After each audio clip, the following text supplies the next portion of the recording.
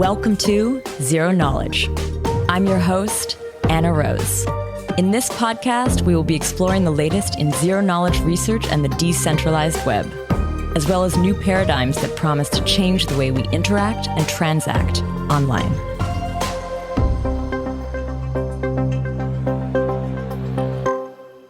This week, Tarun and I chat with Miranda Christ, a computer science PhD student at Columbia University. We discuss the techniques being developed to watermark AI content. To watermark AI is to have some way of proving that a piece of content was created by an AI model, but in a way that's imperceptible to the person consuming the content. Miranda shares her research and the research of her peers working on this problem, covering the history of AI watermarking, the architecture of an AI watermarking system, the techniques being explored, the challenges in working with ever-changing models, how watermarks can be circumvented, and the cryptographic tools that make stronger watermarks possible. There is a ton of overlap and lots of parallels in these AI watermarking techniques to the ones used in ZK. So it was fun to see new ways that these techniques that we often cover on the show are making their way into this adjacent field. Now, before we kick off, I just want to point you towards the ZK jobs board. There you will find job postings from top teams working in ZK. And if you're a team looking to hire, you can also post your jobs there today. We've heard great things from teams who found their perfect hire through this platform, and we hope it can help you as well. Find out more at jobsboard.zeroknowledge.fm. You can find this on our website, and I've added a link in the show notes. Now here is our episode all about the techniques used to watermark AI-generated content. Today, Tarun and I are here with Miranda Christ, a computer science PhD student at Columbia University. She is part of the theory group and the crypto lab at Columbia as well. Welcome to the show. Thanks for having me. Yeah, I'm excited. And welcome, Tarun. Hey, great to be back. It's been a while. Cool. Tarun, you have been speaking with Miranda. This was a suggestion to have Miranda on. It's the first time I'm meeting you, Miranda, so I'm really excited to learn about the work you've been doing. Could you share a little bit about yourself and the research that you've been working on? Yeah, so I'm especially happy to be on the show because I feel like I have some background in cryptocurrency. I guess I just finished the 5th year of my PhD at Columbia, and so I've done kind of a lot there. I started off knowing I wanted to do cryptography, so I've been doing that since the beginning. And early on in my PhD, I focused more on blockchain cryptography, so I did an internship at A16Z that was really fun and I would say influential in my research. What year is that? That was summer 2022. Okay, cool. And that's kind of when I started to learn about the whole ZK world, which was very exciting. And then I've always been doing a bit of theoretical cryptography and a little bit more applied theoretical cryptography. I would say after my focus on blockchain, I still do some of it, but a little less now. I moved more towards watermarking and other more theory topics. And watermarking is probably the main focus of my research now. And I think it's going to be a bit of the focus of this episode as well. That's very cool. You've written a lot of papers with another guest on the show, Joe Bonneau, who I guess you worked with, Andreesen. What is sort of the themes in that research? Because that line of research has been going on for 3 years plus. So I feel like you have there's a chain of research that's built upon itself. So before talking about watermarking, maybe I'm kind of curious just to give, especially for our listeners who will be more familiar with that type of work, just a brief description of what you worked on. Yeah, working with Joe is super fun. Let's see. So our first paper was an impossibility result for stateless blockchains, basically showing that you can't get better than a certain efficiency. And since then, we've been doing, I guess, lots of things. Lately, we've been working on randomness beacons. So there, you have a bunch of different parties who want to jointly generate even just one random bit. This is very hard if the majority of these parties are untrusted and super important in blockchain settings for things like leader election or verifiable lotteries. And so with Joe, I've been working on doing randomness beacons using delay functions in settings where they're known to be impossible without delay functions. So in this dishonest majority setting where you trust fewer than half the participants, it's actually classically without delay functions, impossible to have a secure distributed randomness beacon. Hmm. And so in one of our papers, we showed that delay functions don't just allow you to get around this impossibility, but they're in fact necessary. And so, yeah, Joe works a lot on this like time-based cryptography, and it's been nice to show some connections between that and randomness beacons. That's cool. Also on the list of research topics, there's differential privacy. When and like at what point in that thread of research was that kind of coming in? Oh, yeah, that was kind of separate. Okay. So I think the first year of my PhD, I took a really interesting course with Steve Belvin, who's a professor at Columbia, and he works on law and security. Oh. So yeah, he does like very cool, actually impactful work. I think he's worked with the FTC. And in this class, we had to do a class project. And I think the class was very focused on like security that impacts law and society in a very real way. And so for my project, I chose to work on differential privacy in the census, which is how I ended up with that paper. So yeah, this came out of like a group project for this class. I think the topic of the class, which was like law and anonymity, pushed me to move a little more outside my comfort zone, which is how I ended up working on differential privacy in the census, which was actually really cool. My co-author Sarah and I ended up presenting at the National Academy's meeting with a lot of people from the Census Bureau. Cool. So it was cool to see like our work getting to the people who actually, really run the census. Funny, we have talked about differential privacy on the show a long time ago, and Tarun, I think it was in the context of the work you were doing, using differential privacy in like DeFi. Do you remember this era? Yeah. That was 2021. It's a long time ago. Should we quickly define what that is again? I'm a little rusty on it, actually. I think maybe this is a good way to get into a segue to watermarking, because I view watermarking as sort of in the middle of proofs in the sense of succinct proofs and differential privacy in some weird way. It's not really, it has some flavor of both of them. Nice. But differential privacy basically is just trying to say the following. If I remove some subset of the data, can you tell which subset I removed? And so it tries to make the set non-identifiable. And usually you do that by adding noise, so you can't tell the difference between removing some subset of the data versus noise. And in some sense, what that does is it gives you a sort of like, you have a notion of privacy that is preserved under composition, but it's not statistically guaranteed. Like someone with enough compute power and samples can, even in polynomial time in a lot of cases, brute force what set was missing. So it doesn't have like the computational hardness guarantees, but it's easy to use in practice. Ah, I see. Interesting. Did I miss anything, Miranda? I'm not sure if I have. I would say you get even stronger than computational guarantees. Like you get a statistical guarantee that no matter how much time you spend, you can't tell more than a bounded amount of information about the set that was removed.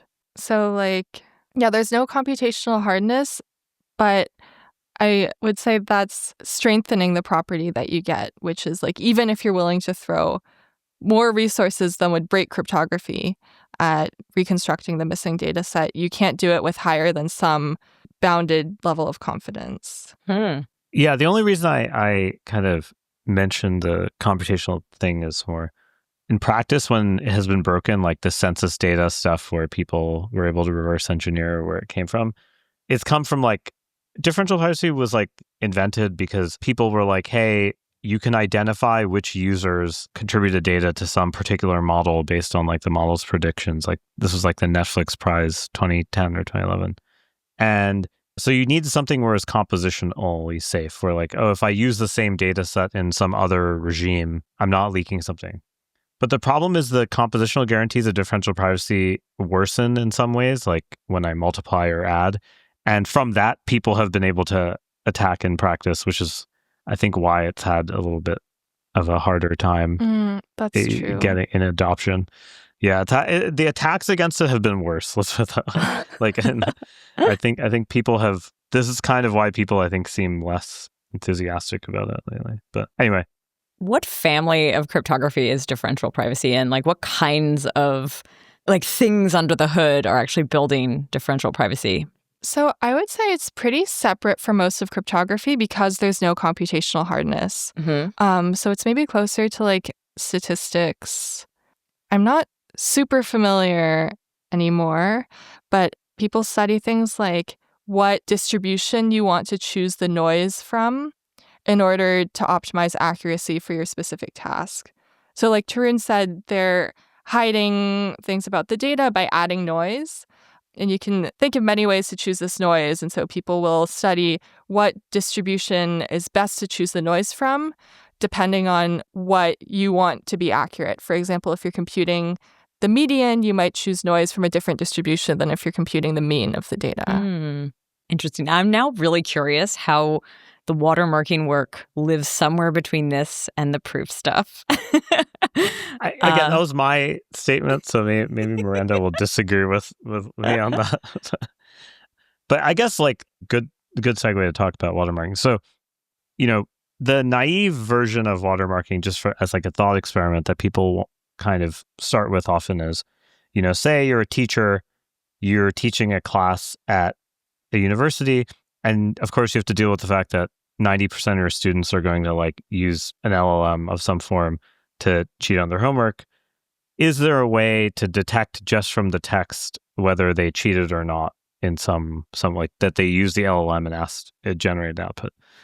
And so the idea is like there's some statistical signature you've somehow embedded that can be detected. So that's sort of the setup. So Miranda, I guess like maybe place to start is like, what is a watermark and like what are the properties of a watermark that really make it like a unique object? How should someone who maybe has used public key cryptography think about, what a watermark is as like sort of not necessarily a mathematical object, but like how they would interface with it? I think a good way to think of a watermark is like a secret key encryption scheme where ciphertexts are LLM responses. Or more generally, if you think about watermarking some other kind of model, really the AI-generated content is the ciphertext. But we can maybe focus on LLMs for now, just to make it easier to think about concretely. And so the idea is that if you know the secret key and you have a piece of content, you can kind of decrypt to see a secret pattern, which tells you whether it's watermarked or not. And that would be in the actual output, right? This isn't like in an attached file or, like thinking about kind of older watermarking techniques and like music or whatever, where it was like actually like code at the start of a MP3 or something, like this is in the text, right? Because a lot of people are just copying this text into another place. It's not like they have a file that you could check. Yeah, that's a really good point. So for text, it's especially important that the watermark is embedded in the actual words because people are copying and pasting. In other mediums, maybe you can get away with embedding information in the metadata, like if it's really hard to strip the metadata from a video or something, I don't know. Okay. For text, it really needs to be in the words themselves. Interesting. Maybe also in some of the images, because also those are being copied. But I'm curious, what that would even look like. That's cool. Yeah. Continuing in on this, what kind of key, or I mean, you almost have, what you're describing is like within the text, there's a key, there's some sort of secret that's been added. It's added maybe in like the number of vowels used with, I mean, I'm just going to use something random here, but like some number of vowels used in the first 10 words or something like that. And it's always the same. And they'll rearrange text to look like that, I'm guessing. What do you use to find that? Like, what is the thing that you're actually like using to just decipher whether or not there is something? Yeah, so usually there's some kind of rule that everyone agrees on. The vowel one is actually a good example. Yeah, maybe you would agree that you're going to modify the LLM to always output the same number of vowels in the first 3 words or something like that. And everyone who knows that rule can now go and take a response and check it. And if it holds, then it's probably watermarked. And one good example that's closer to actual schemes that are being used. I feel like the vowel one is not how it works, but it was just, that was the one that came in my mind as like, maybe it's something like that. Like just for us to think about it. Like it doesn't actually affect the words being used. It doesn't actually affect what's being said. It's just like something in the language part of things.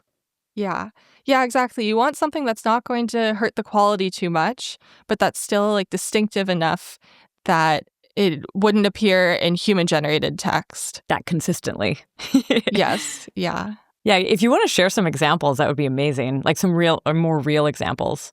Yeah, so one really common framework for a scheme is to divide all words into two equal-sized random lists, call them a green list and a red list, and now modify your LLM to prefer to use words on the green list. And so now LLM-generated text might have, say, 70% green words, whereas human-generated text will have 50-50 because you chose these lists randomly and to have equal sizes. Human-generated text should be split right down the middle, half red, half green. And so if you know this partition into red and green, this is like the secret rule that you can use to check for the presence of the watermark. This makes me wonder, are there already watermarks? I want to hear more examples here, but are there already watermarks? Because, why is it that some text, if you don't change the character that's speaking to you, I feel like generic ChatGPT text will often use words that we don't really use in real life, like delve and thrilled. I mean, we use them, but we don't use them as much as it seems to be used here. Yeah, so I guess I should mention that watermarking isn't the only approach to detecting AI-generated content. And right now, there are some post-hoc detectors that work pretty well, where post-hoc detectors are just classifiers that are trained to distinguish between, say, ChatGPT generated text and human text. And these work okay for now, but they're sort of inherently going to become worse because our goal in developing better LLMs is to make the LLM text seem as close to human text as possible. Yeah. So without anyone even trying to fool the post-hoc detectors, our goal in training better models is to remove the signals that they're looking for. 100%. Yeah, and arguably all of the current rage of verifiable rewards and RL models is basically trying to do that, right? Because you take a pre-trained model and then you make a detector and you have it play a game with the detector until it is able to fool it effectively. It's in some ways you can view it's not exactly that, but there's a version of the world you can view it as that. But actually, maybe this gives us a good reason to take a slight detour, which is, what is the history of watermarking? So for me, I kind of remember there was this, when around the time ChatGPT came out, there was this Scott Aronson post about, hey, we need to figure out some way of statistically marking these things. And, it was a blog post. But if you read any watermarking paper, everyone cites this Scott Aronson blog post. So it seems like that, to me, was the initial genesis. But what is the history? What is the history of the LLM watermarking industry, I guess, at this point? I would call it, the set of stuff that people are working on. Where did it start? How has it evolved? Where, and how do we get to where it is now? Okay, from what I remember, I saw Scott's blog post first. And I think that was nice because it was very easy to read and he gets a wide audience. So I think a lot of people have probably discovered LLM watermarking from Scott's blog post, but it was just a blog post, so it didn't have the full details. I think Kirchenbauer et al. Were the first to really flesh everything out in a paper. So that paper gets a lot of attention as well. I'm not sure which came first, and I think it's not really known because Scott was working on watermarking at OpenAI, so he couldn't share a lot of what he was working on.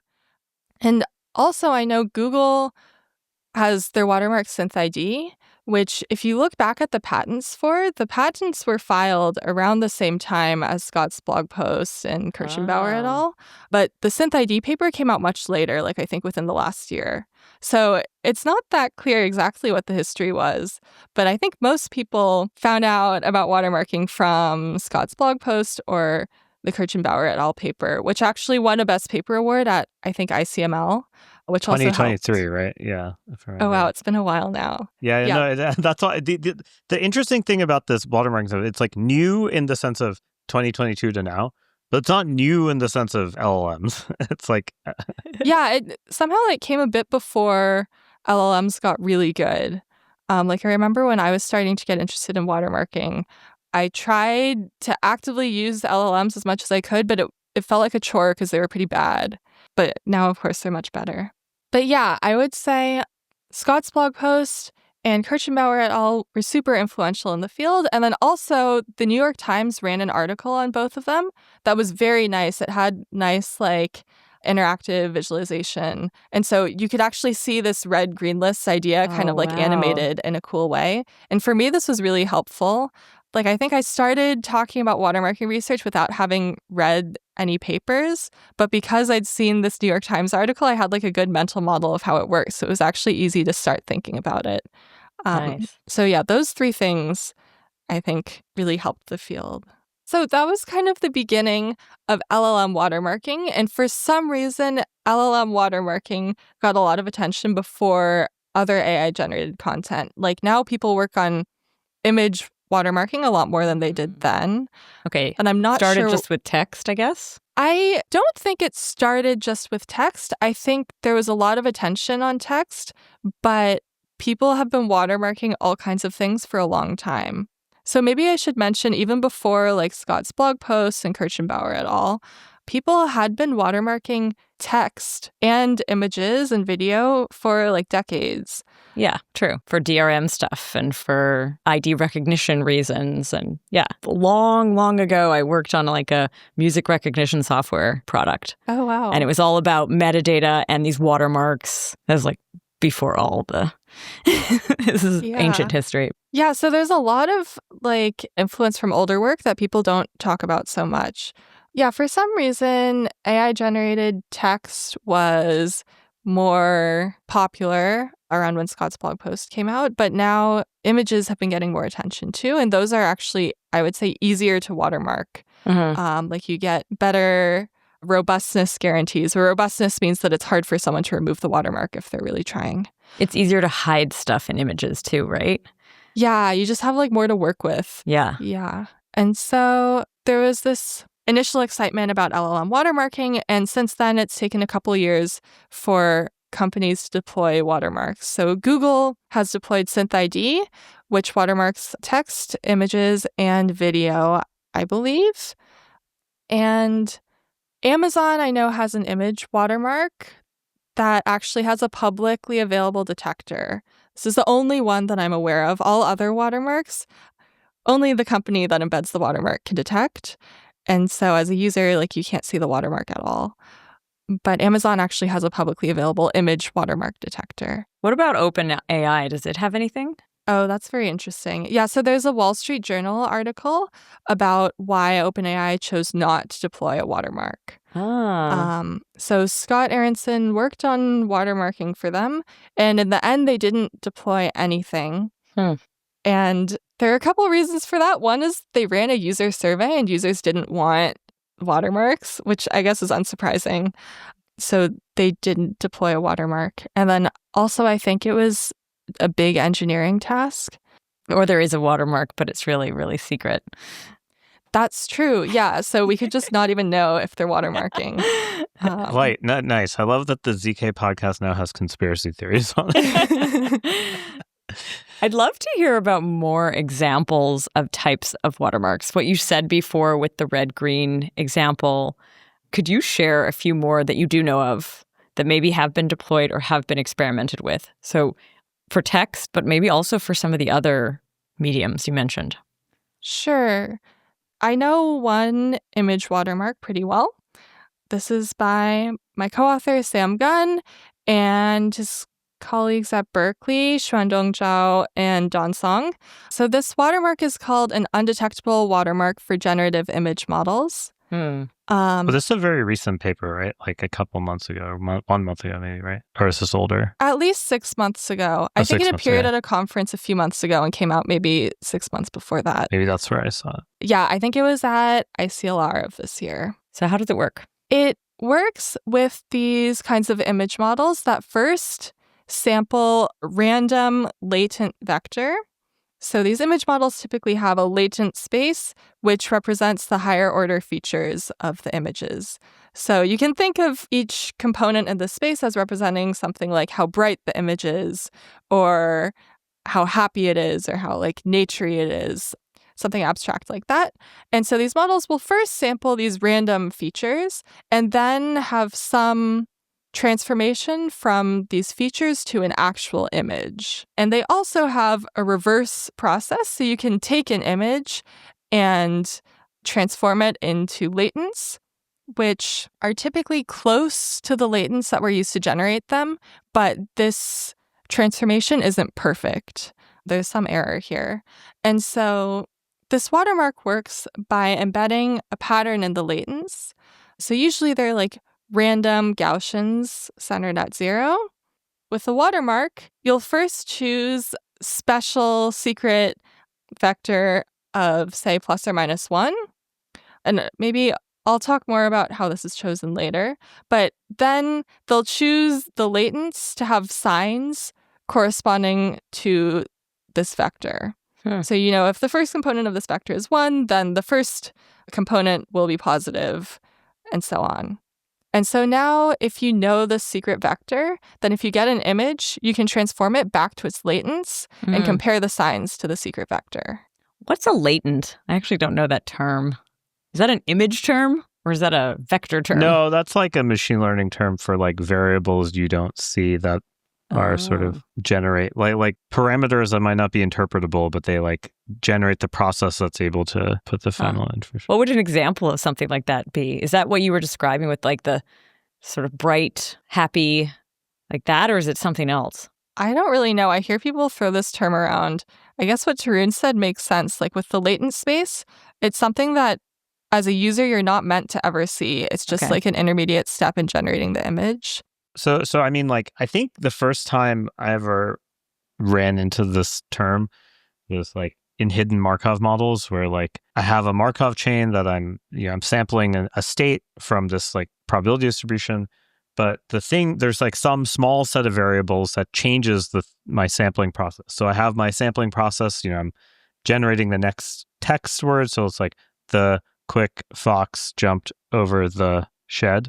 And you could imagine that there's some other variables that change what the distribution of the next word is, right? And so the oldest text models, like from the 90s, I mean, there's older than that, but like the ones that were popular in the 90s and 2000s did this type of stuff and culminated in kind of, I would call it like the last pre-neural net language model, which was topic models. And that topic models are actually, and the reason I'm bringing this up is it's actually very similar to the thing you just described. So topic models are the main algorithm is this thing called latent Dirichlet allocation. And LDA, what it does is it tries to learn distributions over tokens, so distributions over words that correspond to clusters. So maybe like one cluster in your words is like music. So all of the words like saxophone, trombone, whatever, have probabilities of being chosen that never go below 10%. But then everything else is like 10 to the minus 9%. And then that would be called the music topic. And then the video topic might be like camcorder, camera, light. And those are all high probability words. And all. So there were already these kinds of like models where people are like predict next distribution over next word. And the latent part was choosing how you cluster the different distributions. Interesting.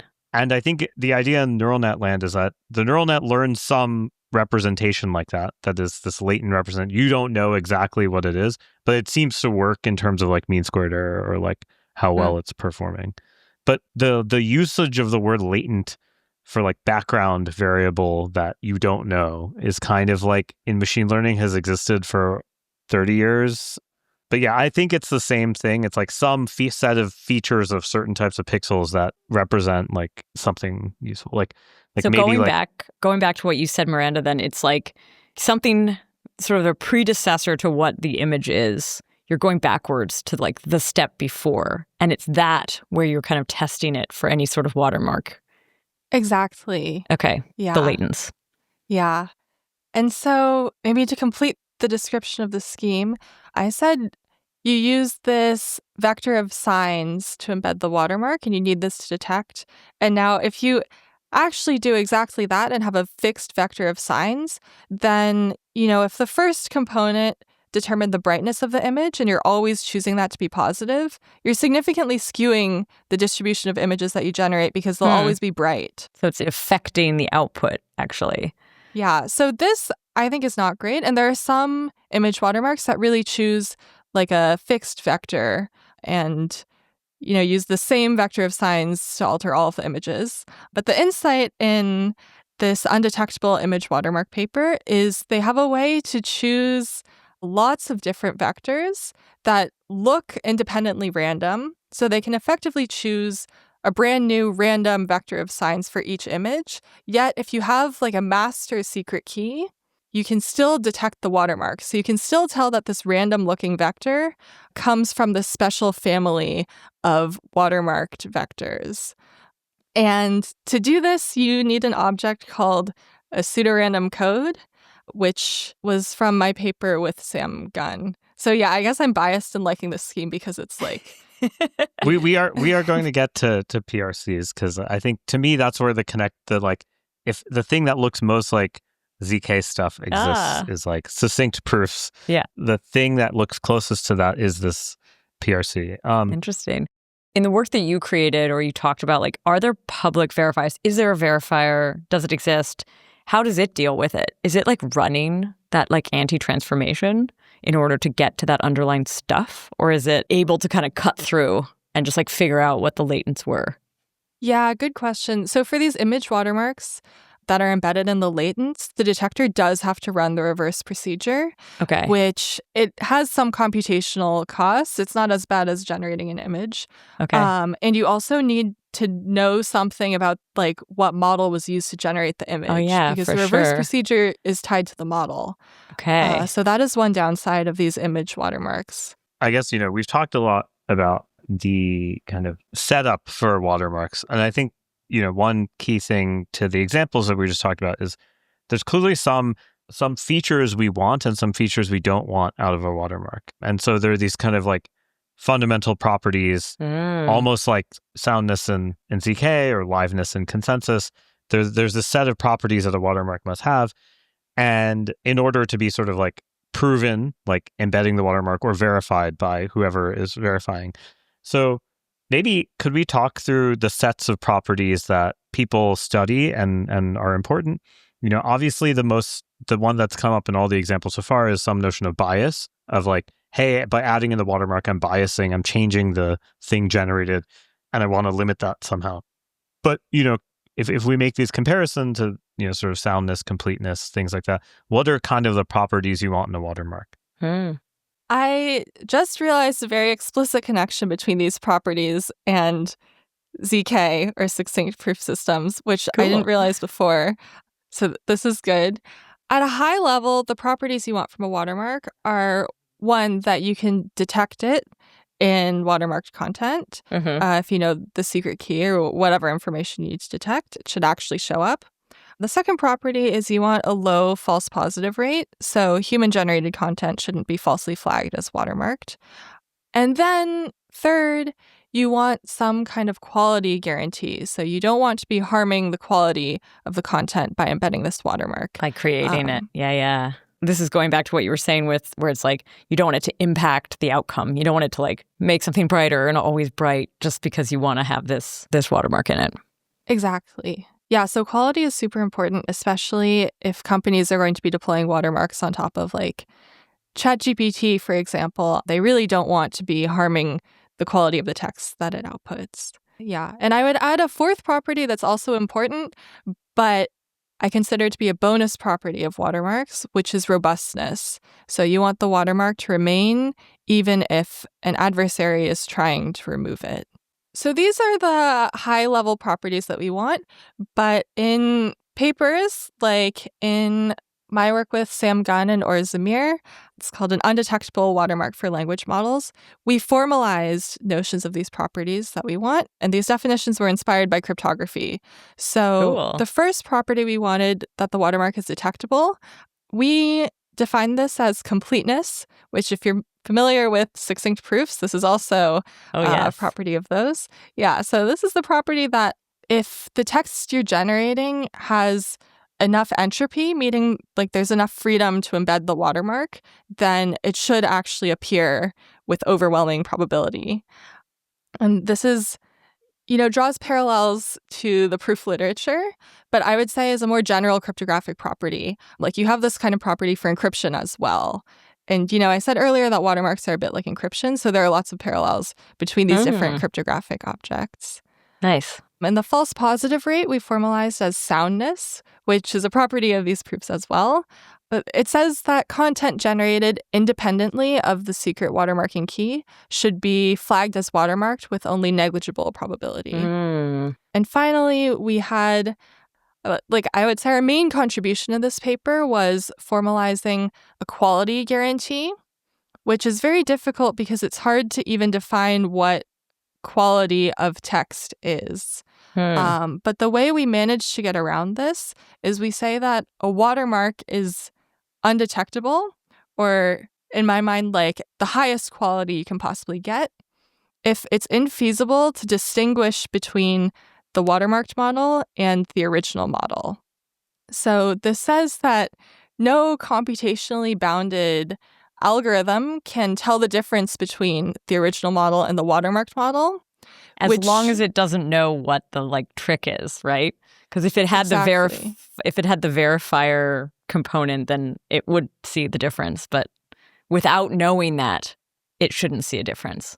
Exactly. Yeah, that's super important. You need the secret key to sort of separate the power of the detector, which, should be able to see the watermark, and the distinguisher, which shouldn't be able to. PPT algorithm, yeah. Yeah, this can be any probabilistic polynomial time algorithm. So actually, the other thing about the undetectability definitions, it really resembles like the indistinguishability obfuscation definitions for I can't detect the difference. But one kind of, at least like when I think about the formal definition in that paper versus like a bunch of kind of like the Sahai type IO papers, like the definitions actually look even like qualitatively, if I look at the text, they're like kind of similar. Yeah. Which I thought to me was like kind of one of the reasons I was like, oh, there's something like more formal here than like most LLM stuff.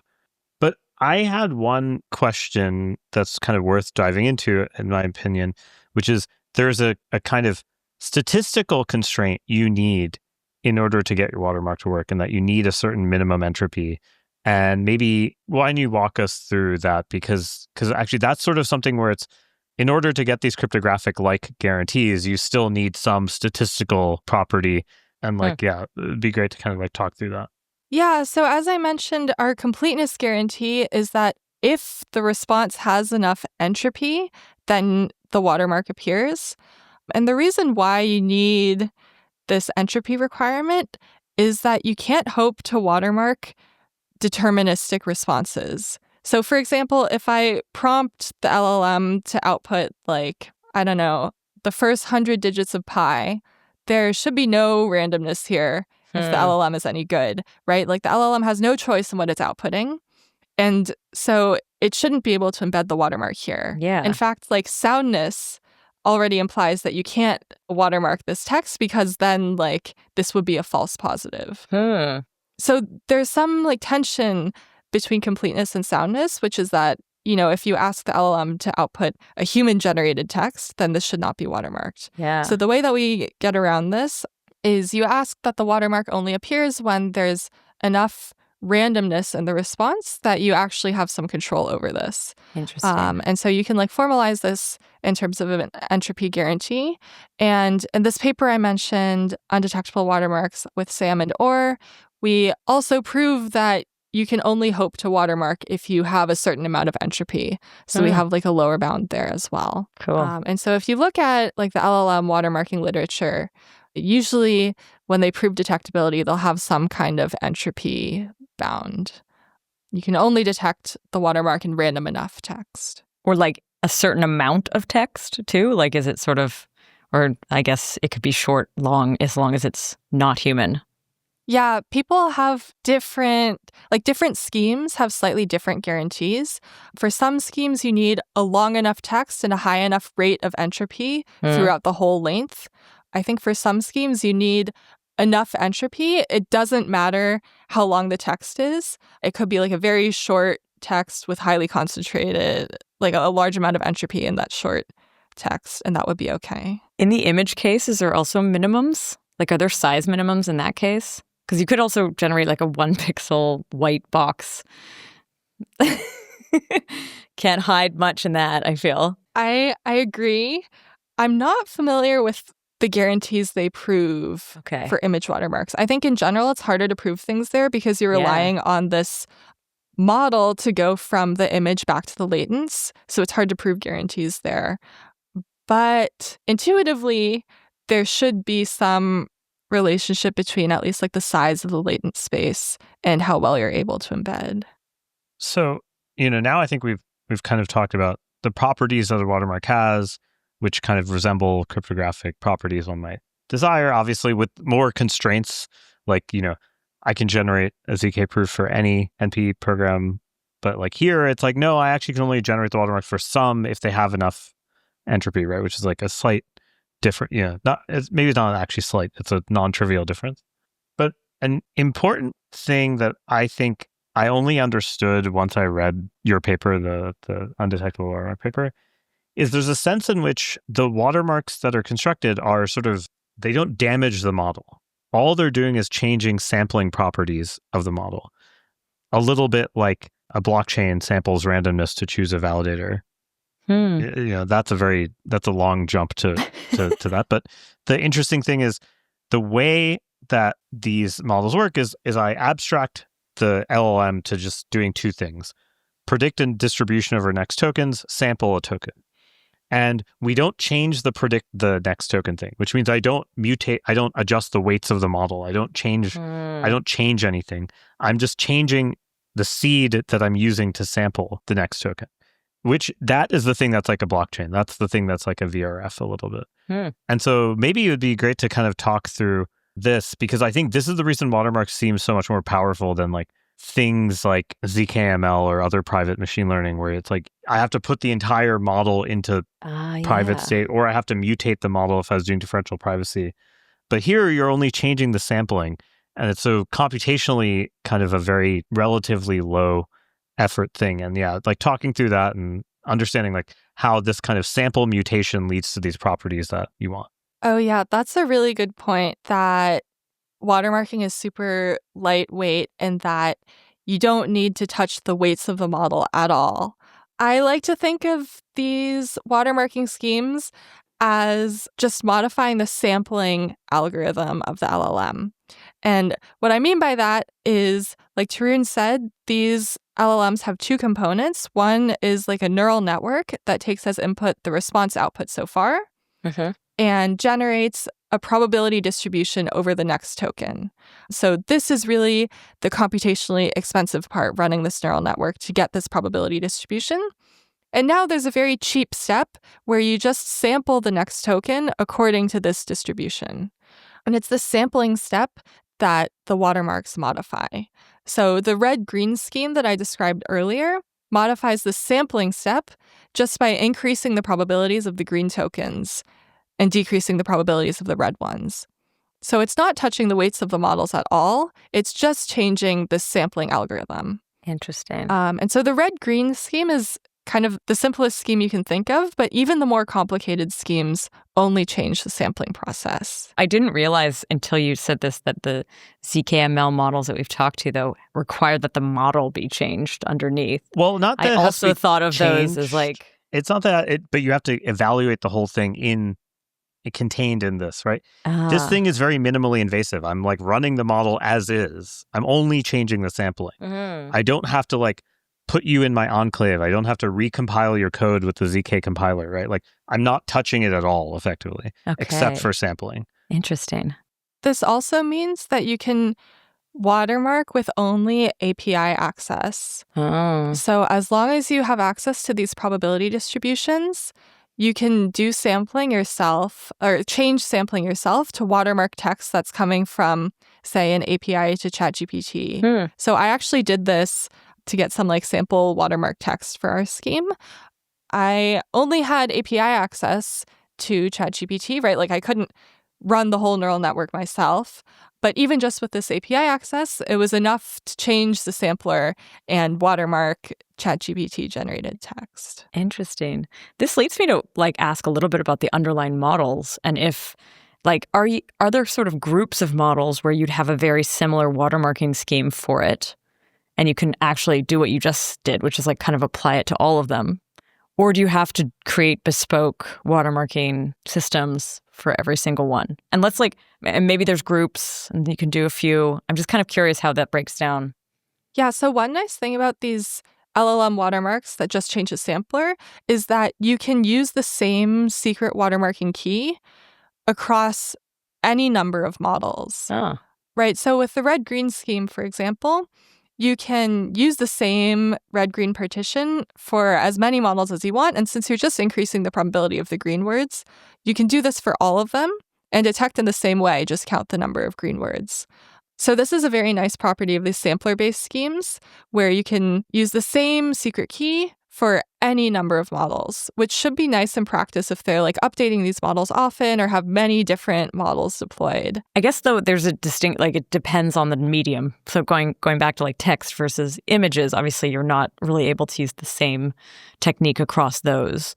But would all image generation models be able to be tested the same way that was described in the undetectable watermark work that you described earlier? So that's a good point about the difference between these text and image watermarks.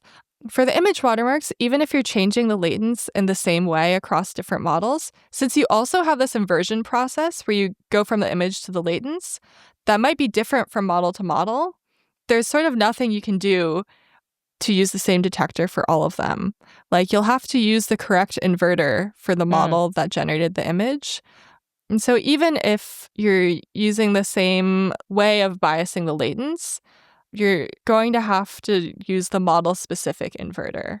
Now, there might be ways to design global inverters that work for all of them. I'm not so familiar with this area, but it seems much harder to have an across-model image watermark compared to a text watermark.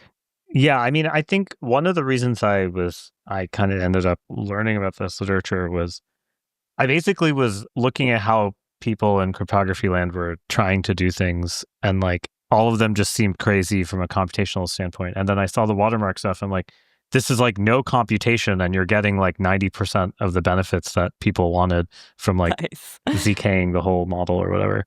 And so when I use ZK, again, I don't mean zero knowledge, I mean succinctness there. We know.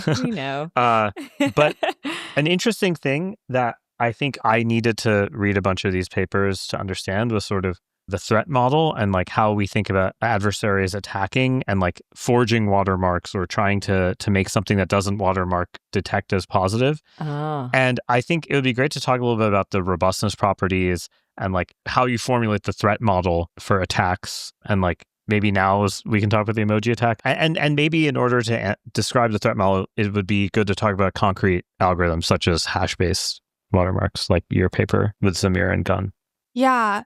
So, okay, I mentioned this red-green scheme a lot.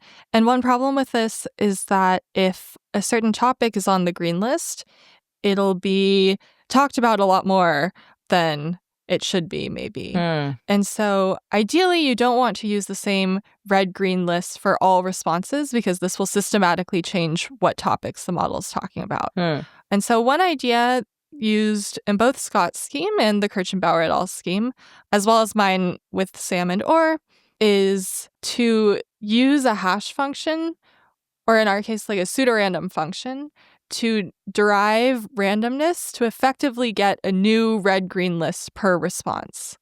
So the idea is to take the last few words generated by the model and evaluate some kind of hash on these to determine what should be in the red list and the green list for the next word or token that the model outputs.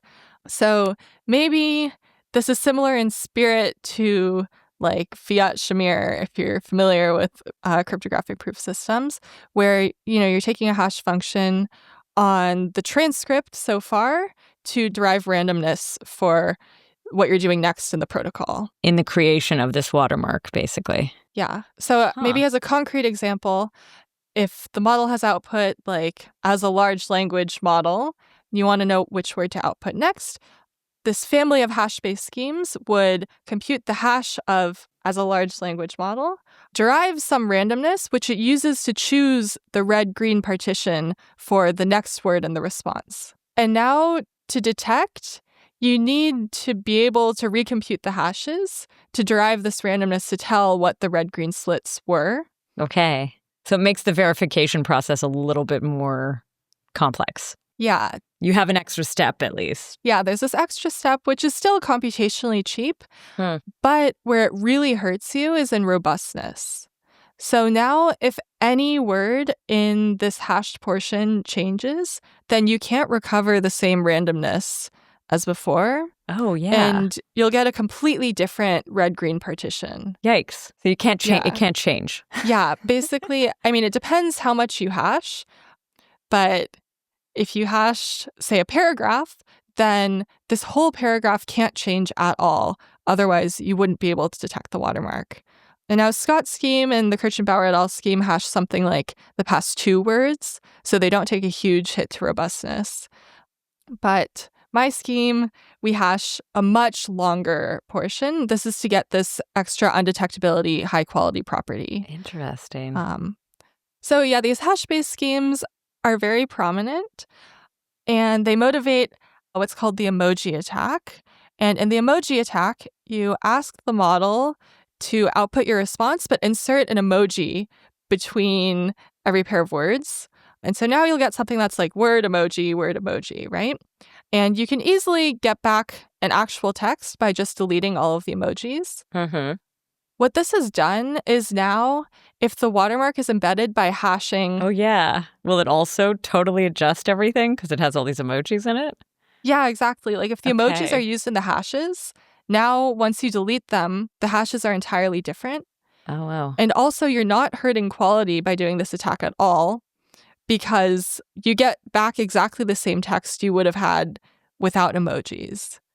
Wait, I don't know if I fully understood this. Like, are the emojis being added as part of this watermarking that you then like add and remove? Or is it if an adversary tried to like... No. Suppose you tried to cheat on your homework. Okay. And you said, hey, actually, take the response you just gave me and replace all the spaces with emojis.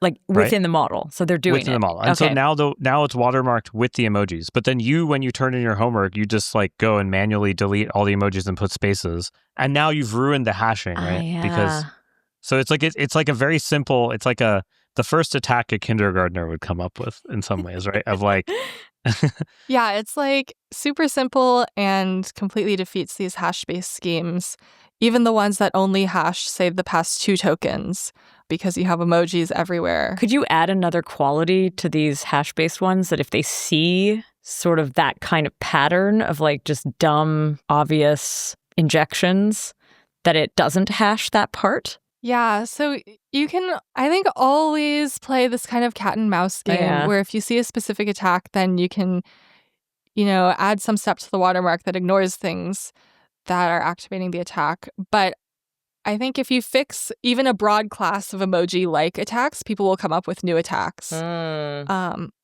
So it's very hard to play this game. In fact, in the limit, there is a paper by Zhang et al., group at Harvard, called Watermarks in the Sand, which shows that it's impossible to construct a watermark that's robust to an arbitrary polynomial time adversary. So they show that if the adversary is dedicated enough, then it can remove any watermark. This is under some fairly strong assumptions. I would say it's more of a theory paper. It doesn't give practical attacks we need to worry about now, I would say. But what it does show is you can't have a strong robustness theorem.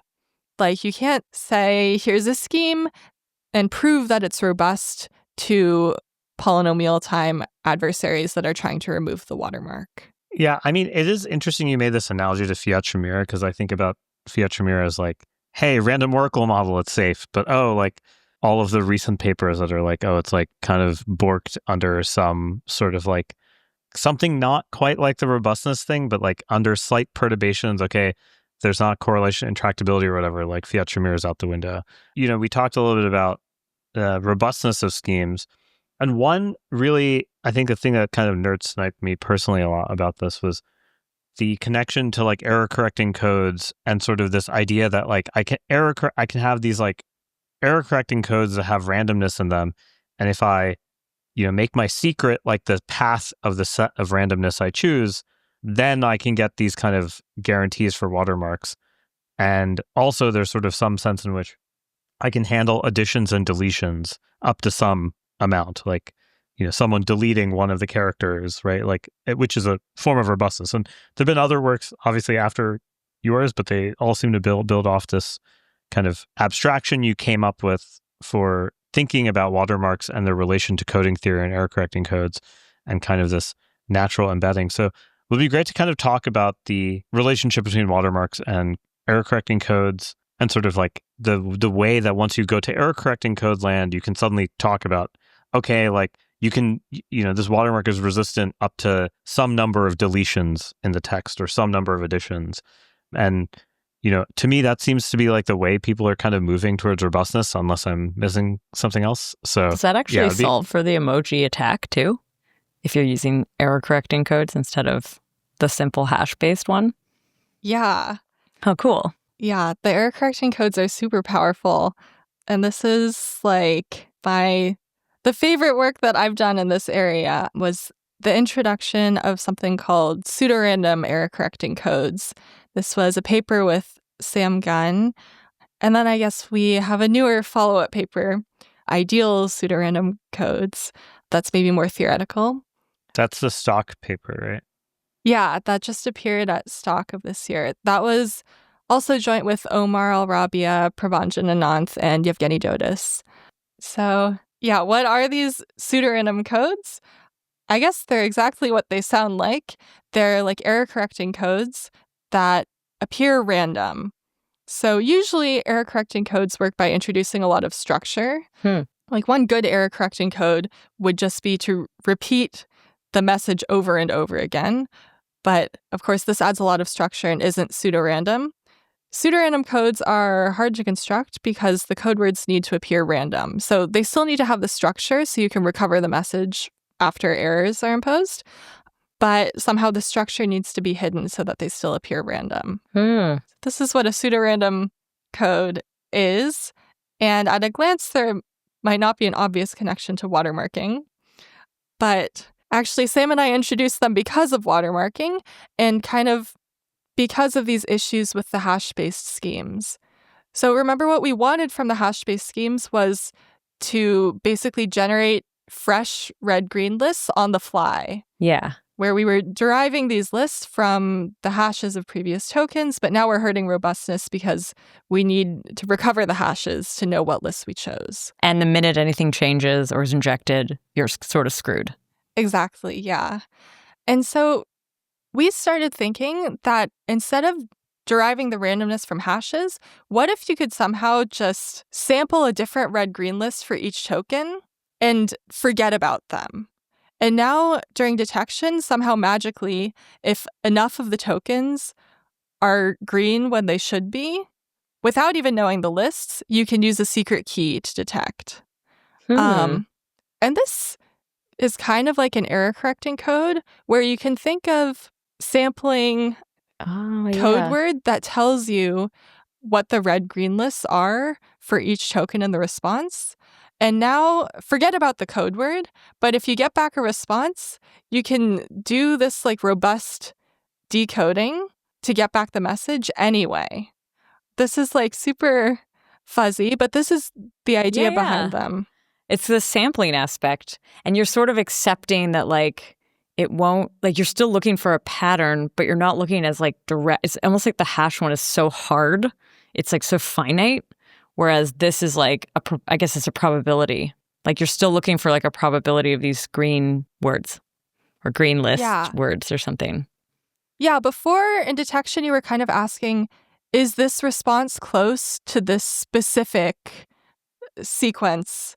Whereas now with pseudorandom codes, you ask, like, is this response close to any code word in this large family? Wow. And this sounds like a harder question, but we use the power of error correcting codes to have an efficient way of telling whether a given response is close to the code. In that case, with something like that, if you still, like, would there be almost like a threshold of transformation of the end content at which it's like sort of like a cutoff? Like if it's under this much change, it will still be recognized as watermarked. But if you really alter it, past that, then it might get lost? Like, could you lose the power of this error correcting code if it gets too different? Yeah, definitely. And this is kind of inherent. So these error correcting codes usually have some distance property that tells you how many errors you can tolerate. So we have something analogous, which says that I guess our detection guarantees are a little bit different from those in coding theory because we're in like a computationally bounded setting and we have some randomness. But at a high level, our guarantee says if the response is close enough, then it will still be detected.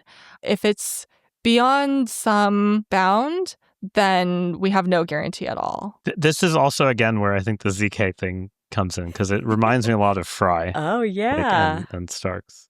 Obviously, there's a lot of nuanced differences, but if you didn't know anything about the two and someone walked you through just like a high-level description, you're like, that sort of sounds like Fry. Yeah. Yeah, I want to find more applications of pseudorandom codes, like especially in proofs. That would be super cool. So far, I think there are lots of like parallels, but I haven't found an application yet. So if anyone thinks of one, that would be cool. But yeah, definitely a lot of like parts that are similar in spirit. Very cool. How is the verification affected by introducing the pseudo-random error correcting codes? Does it change anything? Like we talked about, like adding the extra step for the hash-based. Is it the same extra step, just a different technique? Or is there like more that's required to actually like see if this thing is watermarked? I would say it's a similar extra step, different technique. Okay. Now you're effectively doing a kind of robust decryption algorithm, which for the schemes we have is fairly cheap. Nice. So I think the interesting thing, again, of like what made watermarks really stand out to me, especially in a world where like you're looking at a lot of people in cryptography trying to figure out like something useful cryptographers can say about machine learning, and generally most of the things have been kind of pessimistic. But watermarks are actually extremely optimistic thing. And they're not very theoretical. Like you can run them. Like there's lots of empirical papers that have compared the performance and looked at the bias, and it's very clear they're very not only computationally tractable, but like people are using them in production. And we talked a little bit earlier about Google Synth ID. So I guess maybe could you just talk to us about how you see watermarks being used in production, how you see their future evolving? I think obviously watermarks were invented in the world of like static LLMs, but like now we have these kinds of like constantly evolving RL machines that are changing in some ways. Well, they were invented in the world of static like material content products. Right. I think to this point of this cat and mouse game, right? Like the watermarks in the 1980s were like, or the CD, CD Reed Solomon code at the beginning on the like outer edge of the disk. Yes, wow, exactly. I'm really dating myself by telling you that, but and then like the 90s and 2000s, it was like, okay, I have a hidden Markov model that like I reveal to you some of the preferences, so like you can tell it was a machine. And now it's like, hey, this thing is generative. It's like dynamically adapting the distribution so we can add this randomness in the seeds. Yeah, how do you see the future? How do you see them applied? Like the very broad question. Feel free to take it whatever direction you want. Yeah. So I remember you were asking me a couple of weeks ago about adapting these watermarks to more realistic LLMs, where it's not just looking at the response so far and then doing a next token prediction. They might be doing more complicated things like querying another model or going and fetching some information from the internet, or like fancier RL things that I don't know too well. So I think there's definitely work to be done adapting these watermarks to more realistic and more complicated like model workflows now. I think that should be technically possible. I'm not familiar with too much work on it. I think some bigger questions are how to use watermarks given the fact that a dedicated adversary can always remove them. So in addition to this theoretical result from watermarks in the sand that says watermarks can always be removed, like in practice, they are very easy to remove.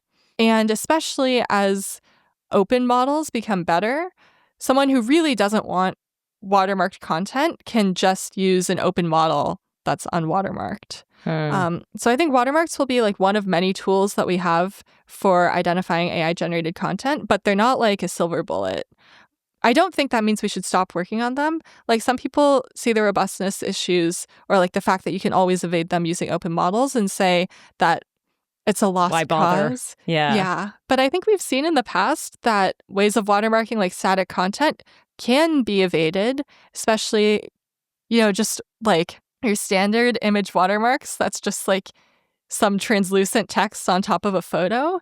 Those do stop people from just stealing the photos because they're annoying enough to remove. And so there is value in watermarks that can be removed but are a little bit hard to. We just need to figure out, how we can use them given that they can be removed. So that's a big question. And I also think a big question is how regulation will handle watermarks. So there have been many proposed bills that require watermarking, usually only images and video. Text is less common. But if watermarking ends up being required, it'll be interesting to see what properties of the watermarks they want, like what kinds of robustness. And then we didn't touch much on unforgeability. That's the property that someone without the secret key can't forge the watermark. Oh, yeah, I was about to ask about that. That was my next question. That's cool. Yeah, unforgeability is like a less common property. It's not clear whether people will actually want this because usually the watermarks are just used to weed out content we don't want. So there's no reason why anyone would want to forge them. So I think it'll be interesting to see what kinds of watermarks regulation calls for, especially in detection. Like right now, as I mentioned, basically all of the detectors of deployed watermarks are kept private. Except for Amazon. Except Amazon. And if we want publicly available detectors, it's not clear how that'll work, especially if we don't want these publicly available detectors to make the watermarks easier to remove. Or replicate or forge. Yeah.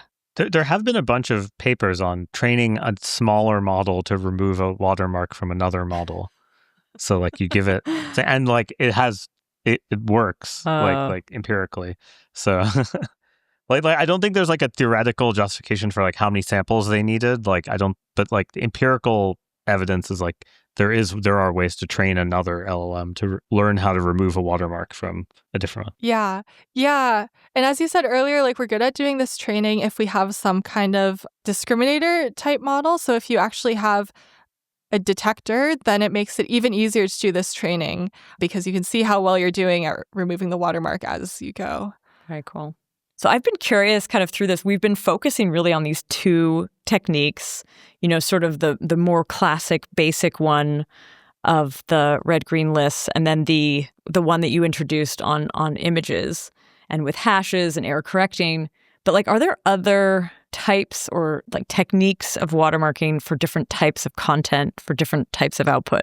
Yeah, so I'm less familiar with other kinds of content. I think the obvious ones that come to mind are audio and video. And I've actually seen one paper that uses pseudorandom codes to watermark video. Oh, cool. Which I don't know the details of, but I would imagine that the technique extends well because in theory, pseudorandom codes work anytime you have some kind of randomness recovery algorithm.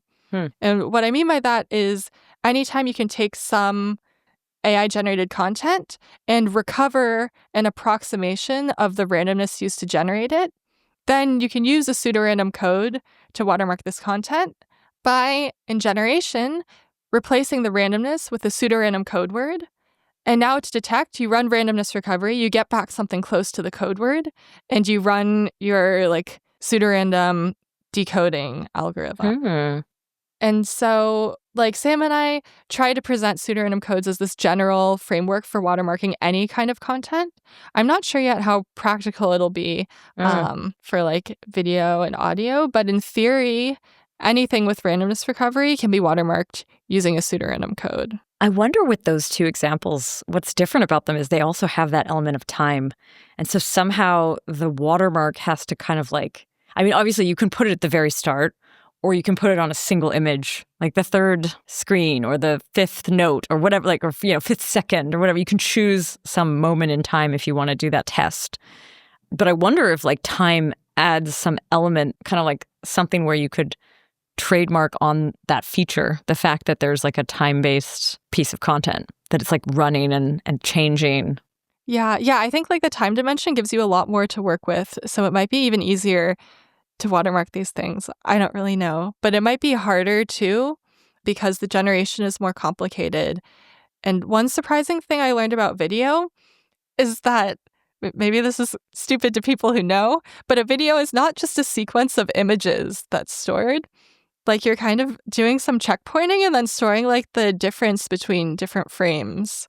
And so when you get a video, you don't get like a bajillion images. It's not you old get something film, more complicated. you mean?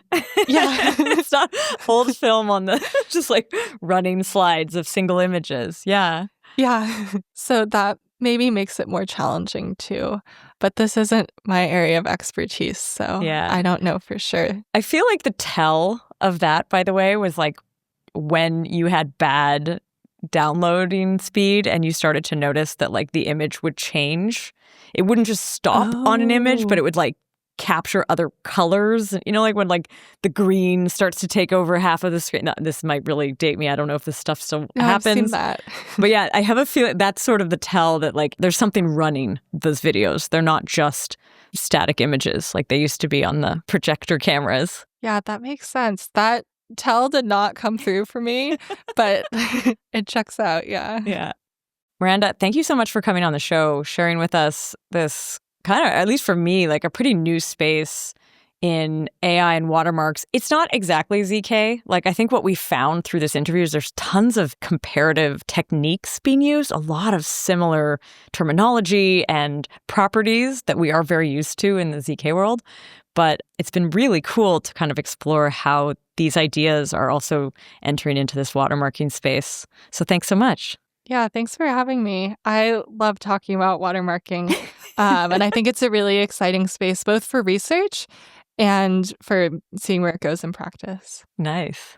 Yeah, thanks for coming on. As I have hinted, I somehow have been knee deep in trying to understand this literature because it feels like it's actually it's theory research that's practically useful in a way that I think you don't find as often nowadays. Yeah. Cool. Thanks again. I want to say thank you to the podcast team, Rachel, Henrik, Tanya, and Kai, and to our listeners. Thanks for listening.